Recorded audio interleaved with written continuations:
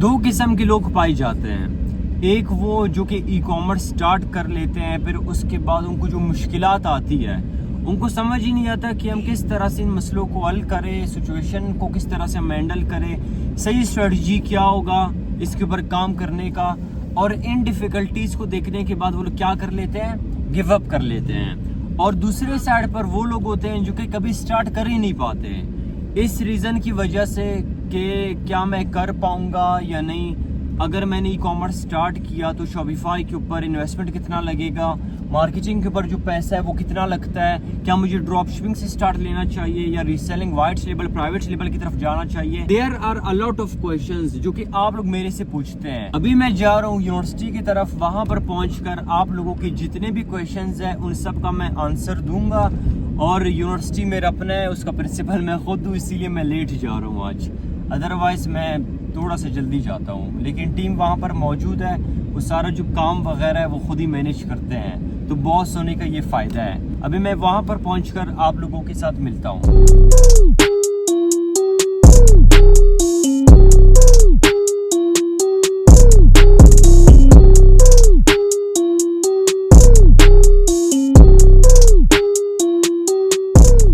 तो पहला क्वेश्चन यहाँ पर मुझे रिसीव हुआ है कि 4 से 5 महीनों के अंदर क्या हम शॉपिफाई से सक्सेसफुल बन सकते हैं या नहीं। सबसे पहले एक चीज़ क्लियर होना चाहिए आप लोगों को, वो ये कि इसमें यह सिस्टम नहीं है कि रातों रात आप अगर अपना जो पैसा होगा वो लगाएंगे मिलीनियर बन जाएंगे या बिलीनियर बन जाएंगे। It's a proper business, time लगता है, मेहनत लगती है, कंसिस्टेंट रहेंगे, अगर गिव अप नहीं करेंगे तभी जाकर पैसा इससे बना सकते हैं। सबसे पहले ये चीज़ आपको क्लियर होना चाहिए कि आखिर ई कॉमर्स है क्या। आप लोग क्या करते हैं, ऑनलाइन जो प्रोडक्ट्स है वो सेल करते हैं। प्रोडक्ट्स तभी लोग आपसे ख़रीदेंगे जब आपको जो प्रोडक्ट है वो यूज़फुल हुआ, प्रॉब्लम सॉल्विंग हुआ, वो यूनिक सा प्रोडक्ट हुआ, तभी लोग आपसे ऑनलाइन परचेज़ करेंगे। तो ई कॉमर्स के बिज़नेस मॉडल में जो सबसे मेन चीज़ होता है वो होता है आपका प्रोडक्ट। जब आपको अच्छा से जो प्रोडक्ट है वो मिल गया, क्या करेंगे, अपने शॉपिफाई स्टोर पर कर देंगे लिस्ट करने के बाद क्या करेंगे, शॉपिफाई के ऊपर सबसे पहले एक स्टोर बनाएंगे, उसी प्रोडक्ट को उठाकर आप कर देंगे लिस्ट करने के बाद करेक्ट मार्केटिंग स्ट्रेटजीज को यूज़ करके पहले आप वही जो प्रोडक्ट होगा उसको करेंगे टेस्ट करने के बाद आप देखेंगे कि कौन सा आपको जो वीडियो है जो क्रिएटिव है वो अच्छा परफॉर्म कर रहा है, कौन से जो एड सेट है जिधर से आपको सबसे ज़्यादा ऑर्डर्स आ रहे हैं। ये तमाम चीज़ें देखने के बाद ही आप अपने एड्स को आगे स्केल अप करके मज़ीद ज़्यादा से ज़्यादा जो ऑर्डर्स है वो ला सकते हैं। तो 4 से 5 मंथ क्या, अगर आपको एक हफ्ते के अंदर भी जो विनिंग प्रोडक्ट है वो मिल गया, आपने सही मार्केटिंग स्ट्रेटजीज को यूज़ करके उसको टेस्ट किया, विनिंग निकला, उसको आगे स्केल अप किया, 1 से 2 हफ्ते के अंदर भी लाखों का जो प्रॉफिट है वो बना सकते हो। लेकिन एक बिगनर के लिए ये इतना आसान नहीं है। स्टार्टिंग में प्रोडक्ट्स के ऊपर भी फोकस रखनी होती है, स्टोर के ऊपर भी फोकस रखना होता है और मार्केटिंग के ऊपर भी जो फोकस है वो रखना होता है, तब जाकर एक सक्सेसफुल जो शॉपिफाई स्टोर है वो आप रन कर पाते हैं। Which market place is most profitable and best in that time and F low competition. देखिए, चाहे पाकिस्तान का मार्केट हो, ठीक है, या यूएई का मार्केट हो या केएसए का मार्केट हो, असल जो चीज़ मैटर करता है वो करता है आपका प्रोडक्ट, आपका मार्केटिंग स्ट्रेटजी। जैसे कि मैंने पहले भी बताया, फर्ज कर लो आपको शॉपिफाई स्टोर लॉन्च करना है यूएई के मार्केट में। सबसे पहले आप क्या करेंगे, मार्केट रिसर्च करेंगे, फेसबुक एड्स लाइब्रेरी के थ्रू, टिकटॉक क्रिएटिव सेंटर के थ्रू या डिफरेंट जो टूल्स है वो भी आते हैं, उनके थ्रू आप क्या करेंगे, जो प्रोडक्ट्स है वो अंट करेंगे। सबसे पहले प्रोडक्ट्स अंट करने के बाद आप देखेंगे कि इस प्रोडक्ट के ऊपर कंपटीशन है या नहीं है। अगर कंपटीशन था, आप देखेंगे कि जो आपके कंपेटिटर्स है वो कितने का सेल कर रहे हैं। फॉर एग्जांपल, कंपेटिटर सेल कर रहा था 3000 का वही सेम प्रोडक्ट, आप देखेंगे कि पीछे से अगर आप इसको अपने सप्लायर के साथ देखें वो कितने का प्रोवाइड कर रहा है। सप्लायर अगर प्रोवाइड कर रहा था फ़र्ज़ कर लो 1500 का, आपके कंपटीटर सेल कर रहे हैं 3000 का। आप यहाँ पर कंपटीशन को बीट करने के लिए क्या करेंगे, एक दरमियाना प्राइस रखेंगे ताकि आप जो कंपटीशन है उसको भी बीट कर सके और जो आपका प्रोडक्ट है वो भी ज़्यादा से ज़्यादा सेल हो और उस पर जो आपका मार्जिन है वो भी अच्छा सा हो। सप्लायर मिल गया, जो प्रोडक्ट है आपको वो भी मिल गए, कंपटीशन भी आपने देख लिया, प्राइसिंग भी सेट कर लिया। उसके बाद आप क्या करेंगे, शॉपिफाई के ऊपर एक अच्छा सा स्टोर बनाएंगे। बनाएंगे, उसका landing page, product page, description में जितने भी प्रोडक्ट्स की डिटेल्स है वो सारे डले हुए हो, ठीक है। रिव्यूज़ वगैरह ऐड करेंगे, पॉलिसीज़ ऐड करेंगे, ताकि कस्टमर्स जब आपके स्टोर पर आए उनका एक ट्रस्ट बिल्ड हो। उसके बाद आता है आपका मार्केटिंग। आप क्या करेंगे, उन्हीं प्रोडक्ट्स के जो वीडियोस है वो रेडी करेंगे। हर प्रोडक्ट का 3 से 5 जो वीडियो है वो आप लोग बनाएं, ताकि अगर जो एक वीडियो है वो फेल हो गया, दूसरा तो वीडियो चले, तीसरा तो चले। इसी तरह आप सारे जो प्रोडक्ट्स हैं उनके क्रिएटिव्स बनाएंगे। अगर क्रिएटिव्स का नहीं पता तो वीडियो एड्स बनाएंगे। वीडियो एड्स बनाने के बाद आप एड्स रन करेंगे मेटा के ऊपर या टिकटॉक के ऊपर। आप एड्स रन करेंगे कम टाइम के लिए और कम बजट में, ताकि ये चीज़ कंफर्म कर सके कि कौन सा जो वीडियो है वो अच्छा परफॉर्म करेगा, और जो वीडियो अच्छा परफॉर्म करे तो किस प्रोडक्ट का कर रहा है। जो प्रोडक्ट आपको विनिंग मिलेगा उसी को आप आगे स्किल अप करके ज़्यादा से ज़्यादा ऑर्डर्स लाकर प्रॉफिट बनाएंगे। कहने का यही मकसद है, चाहे पाकिस्तान का मार्केट हो, यूएई का मार्केट हो या KSA का मार्केट हो, जहाँ पर क्लाइंट्स मौजूद है, जहाँ पर ऑडियंस है, वहाँ पर हम प्रॉब्लम सॉल्विंग जो प्रोडक्ट्स है वो सेल कर सकते हैं। शॉपिफाई बेस्ट है या अमेजोन इन 2026? हमें अमेजोन की तरफ जाना चाहिए या हमें शॉपिफाई की तरफ जाना चाहिए? देखिए, शॉपिफाई पर भी आप लोग जो प्रोडक्ट्स है वो सेल करते हैं, अमेजोन के ऊपर भी जो प्रोडक्ट्स है वो आप लोग सेल करते हैं। सबसे पहले ये चीज़ आपको समझना होगा कि अमेजोन और शॉपिफाई में डिफरेंस क्या है। फॉर एग्जांपल, अमेजोन एक शॉपिंग मॉल है। शॉपिंग मॉल में आप अपने लिए एक जो दुकान है वो ओपन करके अपने जो प्रोडक्ट्स हैं उनको डिस्प्ले करते हैं। जब शॉपिंग मॉल पर कस्टमर्स आते हैं, उनको जब आपके स्टोर में जो प्रोडक्ट्स है वो अच्छे लगे, वहाँ पर आकर आपसे जो प्रोडक्ट्स है वो परचेस करते हैं। अमेजोन ये हो गया, अमेजोन के अपने कस्टमर्स हैं, वहाँ पर आप अपने स्टोर ओपन करेंगे, अमेजोन के पास अपना खुद का ऑडियंस आता है, वहाँ पर आप अगर जो प्रोडक्ट है वो अच्छा होगा वो आपसे परचेस करेंगे। शॉपिफाई क्या है? शॉपिफाई फॉर एग्जांपल आपका एक अलहदा दुकान है साइड पर। मॉल में तो आप मॉल के अंदर दुकान खोलते हैं, लेकिन शॉपिफाई में अलहदा आपकी एक दुकान है। उस दुकान पर आप अपनी मर्जी के जो प्रोडक्ट्स है वो लाकर रखते हैं। फिर क्या करते हैं, मार्केटिंग के थ्रू ऑडियंस लाते हैं अपने स्टोर पर। ऑडियंस जब आ गया, आपका जो प्रोडक्ट अगर अच्छा हुआ, लोग आपसे परचेस करेंगे। लेकिन बेहतर कौन सा है, आपको किसकी तरफ जाना चाहिए? अमेजोन में ड्रॉप शिपिंग बिजनेस मॉडल के ऊपर आप काम नहीं कर सकते।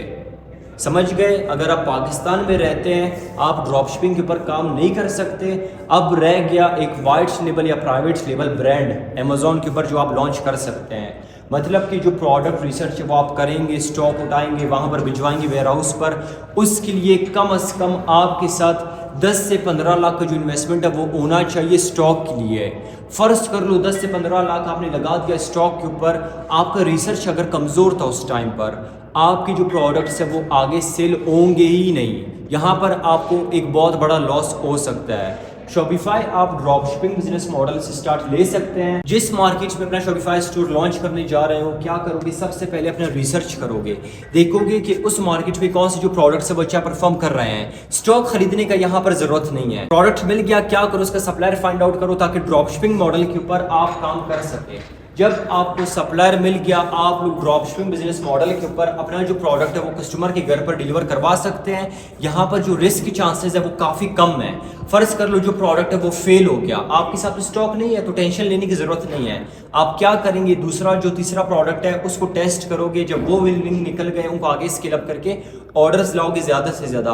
शॉपिफाई के ऊपर रीसेलिंग के ऊपर भी काम कर सकते हो, वाइट लेबल के ऊपर भी, प्राइवेट लेबल के ऊपर भी। लेकिन ड्रॉप शिपिंग मॉडल कम से कम इन्वेस्टमेंट से स्टार्ट ले सकते हो। ड्रॉप शिपिंग से जब एक्सपीरियंस बन गया, प्रॉफिट बन गया, देन शिफ्ट कर लेना रीसेलिंग ब्रांड के ऊपर, या वाइट लेबल या प्राइवेट लेबल की तरफ भी जा सकते हो। रीसेलिंग में भी स्टॉक खरीद करके नहीं रखना उसी टाइम।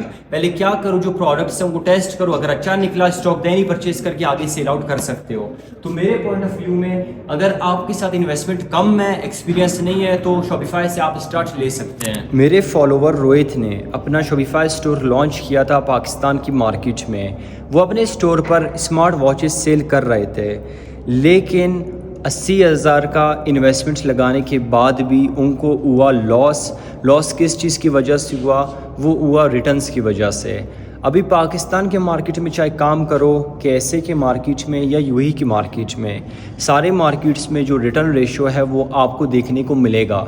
लेकिन रिटर्न्स को कंट्रोल करने के कुछ तरीके हैं। सबसे पहली चीज़, जब आप लोग प्राइसिंग करते हैं अपने प्रोडक्ट्स का, वहाँ पर आप लोग एक चीज़ को मिस कर लेते हैं, वो ये कि अपना जो मार्केट रिसर्च है वो नहीं करते।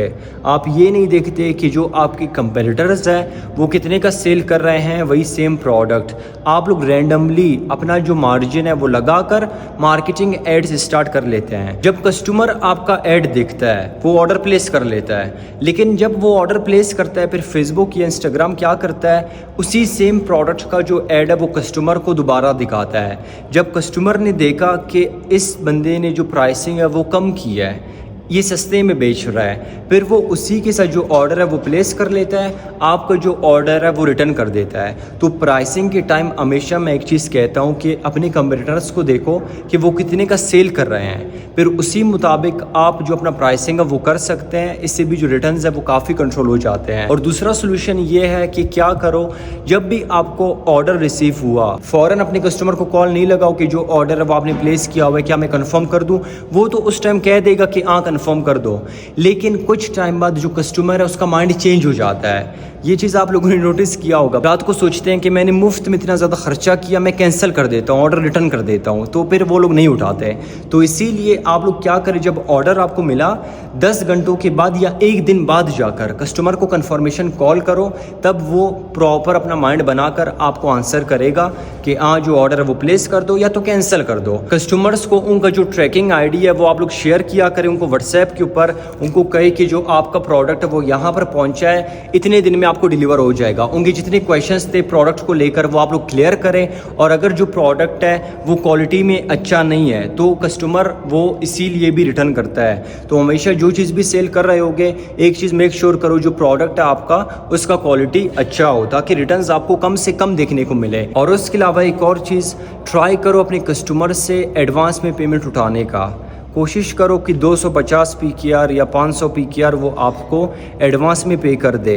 वो एडवांस में तभी पे करेंगे जब आपका वेबसाइट ट्रस्टेबल लगे, जब आपका जो ब्रांड है वो ट्रस्टेबल लगे, तभी जाकर वो एडवांस में पेमेंट करते हैं। तो कोशिश करो अपना जो वेबसाइट है उसको प्रॉपर बनाओ ताकि लोग ट्रस्ट कर सके उसके ऊपर, ईजी टू यूज़ बनाओ। अपना जो सपोर्ट सिस्टम उसको बेहतरीन रखो ताकि जो कस्टमर्स है वो आपको एडवांस में जो डिलीवरी चार्जेस है वो पे करें। और उसके अलावा जब आपको अपने खुद की सिटी में कोई ऑर्डर मिलता है कोशिश करो खुद ही जाकर उसी टाइम उसको डिलीवर करवा दो। जब उसी टाइम जाओगे तो कस्टमर वो पिक कर लेगा, क्योंकि उसका जो माइंड है वो उसी टाइम बना होता है कि जो प्रोडक्ट है वो मुझे चाहिए। तो ये कुछ तरीके हैं जिससे जो रिटर्न्स है वो कंट्रोल हो सकते हैं। गर्ल्स को ई कॉमर्स के लिए क्या करना चाहिए? आप लोगों को अपना घर भी छोड़ना होगा, भाई को भी छोड़ना पड़ेगा, बहन को भी छोड़ना पड़ेगा, तब जाकर ई कॉमर्स स्टार्ट कर सकते हो। मजाक कर रहा हूँ, कुछ भी नहीं करना पड़ेगा। पहले अपना माइंडसेट बनाओ कि तुम कर सकती हो। लैपटॉप है, इंटरनेट है, ठीक है, पहले सीखो। यूट्यूब पर देख सकते हो वीडियोस, वहाँ से सीखो। अपने घर के आसपास अगर कोई इंस्टीट्यूट है, कोई यूनिवर्सिटी है, वहाँ से जाकर सीखो। वहाँ से सीखने के बाद फिर स्टार्ट ले लो। ज़्यादा मत सोचो कि मैं परफेक्ट बनूंगी, स्टोर मेरा परफेक्ट हो, प्रोडक्ट्स मेरे परफेक्ट हो, मार्केटिंग मेरा परफेक्ट हो, तभी ऑर्डर्स आएंगे, तभी प्रॉफिट बनेगा। ये चीज़ जब सोचा ना, स्टार्ट ही नहीं ले पाओगे। कंसिस्टेंसी के साथ काम करोगे, कामयाबी खुद आएगा। स्टोर बनाओ जैसा भी बन रहा है, बेहतर से स्टोर बनाओ, easy to use normal store हो। प्रोडक्ट्स रिसर्च करो, लिस्टिंग करो, लिस्टिंग करने के बाद सप्लायर ढूंढो, मार्केटिंग करके ऑर्डर्स लाओ। बस इतना सा काम है। ई कॉमर्स के ऊपर आपका जो बिजनेस है वो स्टार्ट हो जाएगा। चलते हैं अभी यूनिवर्सिटी के फ्रंट पर। यहाँ पर जैसे कि क्वेश्चन है, I am from India, how can I start. India से क्वेश्चन आया है हमें कि वो किस तरह से अपना ई कॉमर्स का बिजनेस मॉडल स्टार्ट कर सकते हैं। देखिए, मैं पाकिस्तान में बैठकर भी इंडिया में जो स्टोर्स है वो रन कर चुका हूँ, क्योंकि वहाँ के जो ड्रॉपशिपिंग सप्लायर्स हैं उनके साथ मैंने बात की कि तुम्हारे जो प्रोडक्ट्स हैं उनको मैं आगे सेल करूँगा, आप डिलीवर करवाना। इतना सा काम था। फिर क्या किया, इंडिया के मार्केट के लिए जो स्टोर है वो मैंने बनाया, प्रोडक्ट्स फाइंड आउट किए कि इंडिया के अच्छे टॉप सेलिंग प्रोडक्ट्स कौन सी है, ढूंढ लिया, सप्लायर के साथ देखा कि अवेलेबल था, लिस्ट किया, स्टोर में मार्केटिंग करके ऑर्डर्स आ गए, सप्लायर के थ्रू मैंने डिलीवर करवाया। पाकिस्तान के अंदर बैठकर इंडिया में मैंने स्टोर्स रन किए हैं। तो आप अगर इंडिया में रहते हैं तो पाकिस्तान में भी स्टार्ट कर सकते हैं, यूएई में भी स्टार्ट कर सकते हैं, कैसे कि मार्केट में भी स्टार्ट कर सकते हैं। असल चीज़ ये है कि बस स्टार्ट करो। आप क्या कि ऐसे ड्रॉपशिपिंग की सर्विसेज देते हैं? The answer is yes. दो बिजनेस प्लान्स के ऊपर हम काम करते हैं इन्वेस्टर्स के साथ। पहला बिजनेस प्लान ये है कि प्रॉपर हम एक बना बनाया बिजनेस प्रोवाइड करते हैं अपने इन्वेस्टर को। Shopify store, products, supplier, marketing strategies सब कुछ हम उनको बताते हैं, बना बनाया स्टोर उनको दे देते हैं। फिर वो क्या करते हैं, खुद ही मार्केटिंग करके ऑर्डर्स लाते हैं। एक बिजनेस प्लान ये हो गया। दूसरा ये है कि हम आपके स्टोर भी बनाएंगे, प्रोडक्ट्स भी एंड करेंगे, लिस्ट भी करेंगे, मार्केटिंग करके ऑर्डर्स भी लाकर आपको हम देंगे। दूसरा बिजनेस प्लान ये है। अगर आप सर्विसेज लेना चाहते हैं तो आप मेरी टीम के साथ रब्ता कर सकते हैं। फिर वही बात, मार्केटिंग के ऊपर पैसा लग गया, सिर्फ एक जो ऑर्डर है वो मुझे मिला है। या तो तुम्हारा जो प्रोडक्ट है वो ख़राब है, या तो तुम्हारा जो मार्केटिंग स्ट्रेटजी है वो सही नहीं है। हमेशा मैं ऑन कैमरा ये बात करता हूँ, 3 प्रोडक्ट्स ढूंढो यार, क्या टेंशन है इसमें। 3 जो प्रोडक्ट्स है ढूंढ लिए, उनकी वीडियोस बनाओ। अगर एक वीडियो नहीं चला दूसरा तो चलेगा, तीसरा तो चलेगा। वीडियोस बन गए, क्या करो, ऐड रन करो कम बजट में, मेटा के ऊपर, टिकटॉक के ऊपर, ऑर्डर्स खुद आ जाएंगे। ऑर्डर्स नहीं है तो जो प्रोडक्ट उसको किल करके नया जो प्रोडक्ट है वो ढूंढो, उसकी तरफ जाओ। वैसे आपस की बात है, मैंने कभी नहीं सोचा था कि 20 साल की एज में लोग जाते हैं यूनिवर्सिटीज़ में पढ़ते हैं। मेरा अपना 20 साल की एज में खुद का यूनिवर्सिटी होगा। अभी यूनिवर्सिटी में मैं बैठा हूँ, स्टूडेंट्स वहाँ पर क्लास ले रहे हैं। जैसे कि पता है आप लोगों को कि यूसुफ उनको क्लास दे रहा है। मैंने इस वीडियो से पहले जो डॉक्यूमेंट्री है वो अपलोड किया हुआ है अपनी यूनिवर्सिटी के ऊपर, वो भी आप लोग जाकर देख सकते हैं। बाकी लगे रहो, बस मेहनत करो अपनी ज़िंदगी में। अगर कंसिस्टेंट रहोगे ना, मसले खुद हल हो जाएंगे। अभी ये चीज़ मत सोचो मार्केटिंग में यार अगर लॉस हो गया, प्रोडक्ट्स मेरे फेल हो गए, क्या करूँगा मैं, ये चीज़ें मत सोचो। स्टार्ट ले लो, काम अपना करो, खुद ही मसले भी हल हो जाएंगे। प्रॉब्लम्स है अगर उसका सलूशन भी आपको मिल जाएगा, और इंशाल्लाह अपनी ज़िंदगी में आप भी जो कामयाबी है वो हासिल कर लेंगे। तो अगर सब्सक्राइब नहीं किया तो आप कर दें, क्योंकि इरादा तो बनाया है मैंने कि अभी मैं यूट्यूब के ऊपर भी एक्टिव रहूँगा और अपना जो जर्नी होगा, अपना जो एक्सपीरियंस होगा वो मैं आप लोगों के साथ भी शेयर करूँगा। तो स्टे ट्यून्ड, इंशाल्लाह आने वाले टाइम में मज़ीद जो वीडियोस होंगी वो मैं आप लोगों के लिए अपलोड करूँगा। सब्सक्राइब अगर नहीं किया तो कर ले, और अगर कुछ क्वेश्चंस है तो आप कमेंट बॉक्स में पूछ सकते हैं।